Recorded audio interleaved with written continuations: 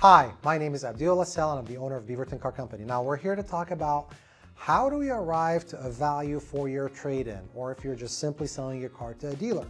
Now, I'm gonna go over some items that you're gonna hear the dealer referencing and you might not be completely aware of it.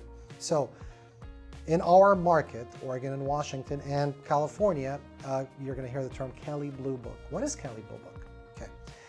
Kelley Blue Book is a guide that everybody has been using for probably over 60 plus years, okay? And back in the day, you used to go to the library to buy an actual blue book, and that would have the value of the car.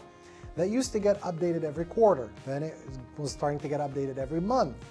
And then now, obviously with the internet, it's getting updated every single week, okay? So what that means is the value of your car today will probably, and it changes on Friday to be more exact. So by Friday, if you get a value on your car, and today is, let's say, Tuesday, that value is last Friday's value, and then this coming Friday, that value will change. Now, in most circumstances, that value will slightly go up, slightly go down. Outside of 2021, that was a crazy year for everybody, but for the most part, there should be a very slight adjustment, unless the market sentiment has changed. So, some bad review came about a car and everybody's decided just to sell out of them. So, well, at that point, it might change it. Like Tesla recently dropped 20% off of their MSRP. Well, the used car market is just simply gonna follow.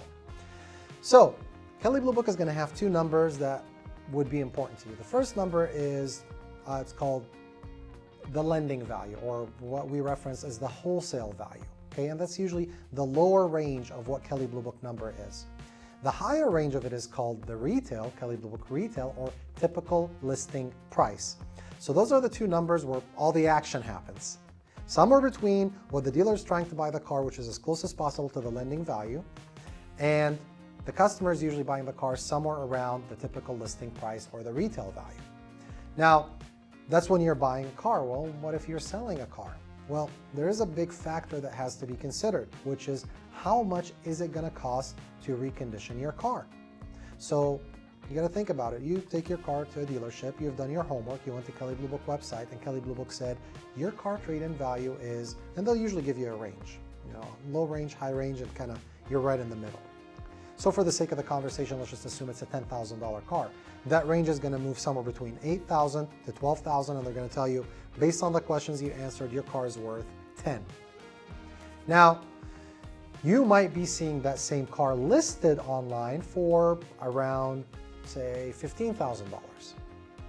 Okay, so now you're thinking, well, I want to sell my car for $12,000 or take it on trade. The dealer needs to take the car on trade for $12,000. Now, if your car is really nice, it probably is worth $12,000.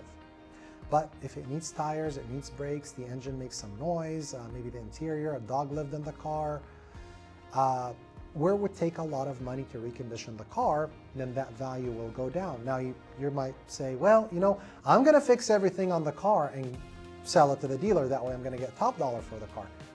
That's a terrible idea, because you will not get dollar for dollar spend when you're trading in your car. So let's say you go spend $500, $800 on tires. Well, it's just one item that the dealer doesn't have to pay for, but that does not increase the value of your car by the $500 or the $800 you spent. So if you're planning on getting rid of your car, do not spend any more money on it. So that said, I would use just the good guide is Kelley Blue Book trade-in value.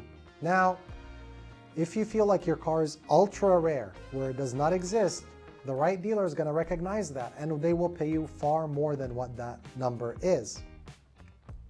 But again, you have a lot of information, and obviously, if you ever are in question, just get on our website, beavertoncarcompany.com, and just say, sell my car or trade in my car, the value is the same, and it'll give you a step-by-step guide, and as a matter of fact, you're going to have an instant cash offer on your car.